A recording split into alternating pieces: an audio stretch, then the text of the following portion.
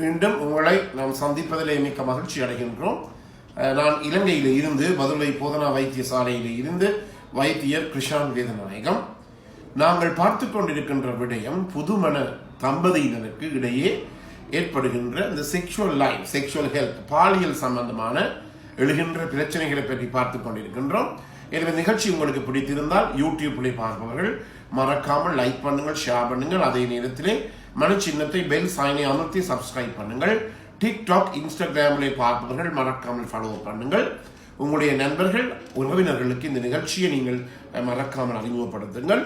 நேரடியாக தொடர்பு கொள்ள விரும்பினால் வாட்ஸ்அப்பின் ஊடாக அல்லது இமோ ஊடாக வெளியூர் நண்பர்கள் 009477356245 மூலம் தொடர்பு கொள்ள முடியும்.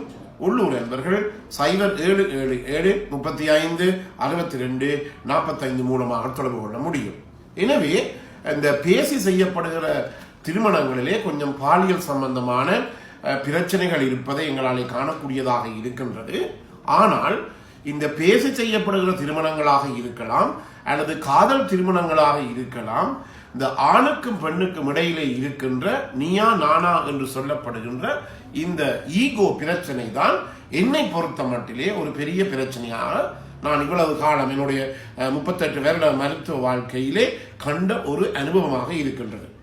எனவே ஆணுக்கும் சரி பெண்ணுக்கும் சரி, நீங்கள் இருவரும், அதாவது புதிதாக திருமணம் முடித்தவர்கள், இதற்கு முன்னுக்கு இருவருக்குமே ஒரு விதமான அறிமுகம் இல்லை, காதல் திருமணம் இல்லை என்று சொன்னால் நீங்கள் என்ன செய்யலாம்? இருவருமே ஒரு கிழமை 2 கிழமை இருவருமே ஒருவரை ஒருவர் கதைத்து புரிந்து கொள்வதற்குரிய ஒரு காலமாக ஆக்கி பாருங்கள். எனவே இப்போது இந்த ப்ரப்போஸ் மேரேஜ் என்று சொல்லப்படுகின்ற பேசி செய்யப்பட்ட திருமணங்கள் என்னை வந்து கதைப்பார்கள், என்னுடன் வந்து கதைப்பார்கள். கதைக்கின்ற போது நான் சொல்லுவேன், இருவரையுமே இந்த ரெஜிஸ்டர் பண்ணினாலும் பரவாயில்லை, ரெஜிஸ்டர் பதிவு செய்தாலும் பரவாயில்லை, செய்யாவிட்டாலும் பரவாயில்லை, 6 மாதங்கள் தயவு செய்து இருவருக்கும் கொடுங்கள்.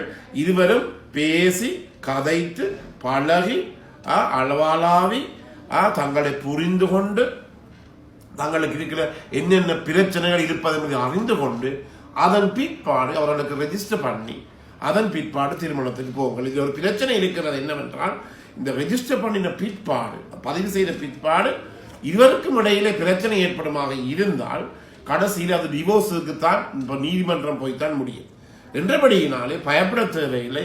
இதுவரையுமே கதைத்து தங்களுக்கு, அந்த ஆணும் பெண்ணும் தங்களுக்கு இடையில இருக்கின்ற புரிந்துணர்வையும் அண்டர்ஸ்டாண்டிங்கையும் வளர்த்துக் கொள்ள வேண்டும்.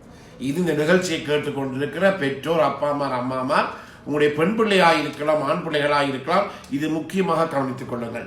எடுத்தேன் கிளப்பினேன் கவிழ்த்தேன் என்று சொன்னது போல இன்னைக்கு கதைக்கிறது, அடுத்த கிழமை திருமணம் என்று சொல்லி போவீர்களாக இருந்தால் உங்களுடைய திருமண வாழ்க்கை பாதிக்கப்பட்டிருக்கும்.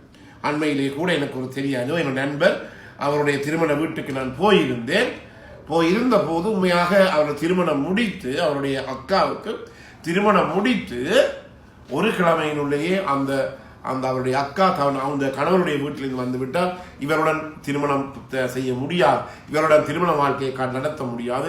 கடைசியிலே பார்க்க போனால் அவருக்கு ஒரு ஆண்மை குறைவற்ற ஒருவராகத்தான் அவர் இருக்கிறார்.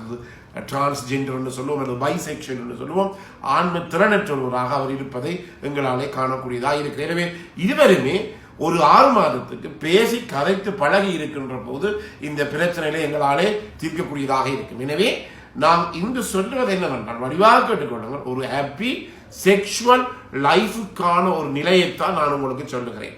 இது வேறு ஒன்றும் அல்ல. எனவே முதலாவது. 2வதாக, இந்த புதிதாக திருமணம் முடிக்கின்ற போது அந்த ஆண் தன்னுடைய மனைவியை ஒரு ரெஸ்பெக்ட் பண்ண வேண்டும்.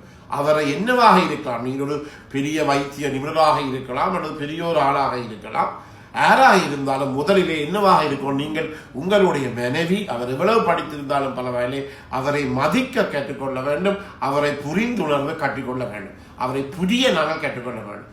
இல்லாவிட்டால் எல்லா திருமணங்களிலும் இந்த பிரச்சனை வரக்கூடியதாக இருக்கிறது. எனவே முக்கியமாக என்ன நடைபெறுகிறது என்றால், சில பேர் என்னுடன் இன்பாக்ஸில் எழுதுகின்ற போது பெண்களுக்கு பேசி எழுதுகிறார்கள். உண்மையாக எனக்கு கவலை. இன்று காலையிலே அவருடைய இன்பாக்ஸை நான் பார்த்தேன், உண்மையாக கவலையாக இருந்தது. ஏன் இப்படி எங்களுடைய உலகத்திலே மக்கள் இருக்கிறார்கள்? அவர் பெண்களை பேசி எழுதியிருந்தார். அப்படி இல்லை இப்படி கென்ன கதைகள் போட்டிருந்தார். எனவே கவலையாக இருந்தது. அப்படி அல்ல, ஒரு பெண்ணும் ஒரு மனிதை தான், பெண்ணும் ஒரு உயிர் தான் என்றபடி அவரை நாங்கள் 100% மதிக்க வேண்டும். அதே நேரத்திலே பெண்கள் செய்கின்ற தியாகம் மாதிரி ஆண்களினாலே ஒன்றுமே செய்ய முடியாது. உதாரணத்துக்கு ஒரு பிள்ளை பிறக்க நான் இவ்வளவு தரம் இந்த பிள்ளை பிரசவிக்கின்ற லேபர் ரூம் என்று சொல்லுகிறோம், லேபர் ரூமிலே நான் வேலை செய்திருக்கின்றேன். வேலை செய்கின்ற போது அந்த பெண் பிள்ளை பிறக்கின்ற போது அந்த பெண் அனுபவிக்கின்ற வேதனையை நீங்கள் பார்க்க மாட்டீர்கள்.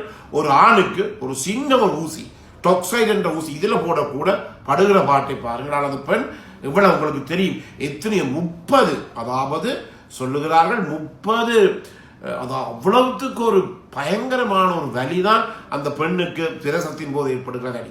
ஏன்னா இவ்வளவுத்தையும் தாங்கித்தான் அந்த பெண் பிரசவிக்கிறார்.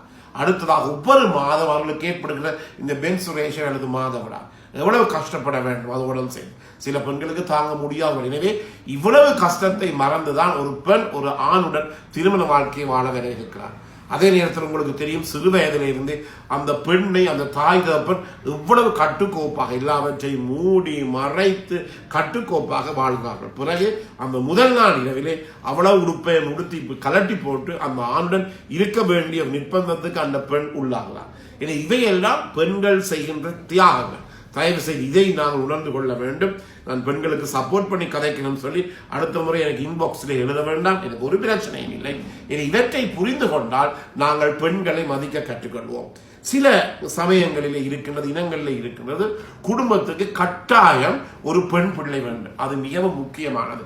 ஏனெனில் ஒரு ஆண் இன்னொரு தன்னுடைய சகோதரியோடையோ அக்காவுடையோ தங்கச்சியோடைய ஒரு ஆண் வளர்க்கப்படுகின்ற போது அந்த நேரத்தில் அந்த ஆணுக்கு அந்த சகோதரி அந்த பெண் படுகின்ற அனைத்து கஷ்டங்களும் தெரியும்.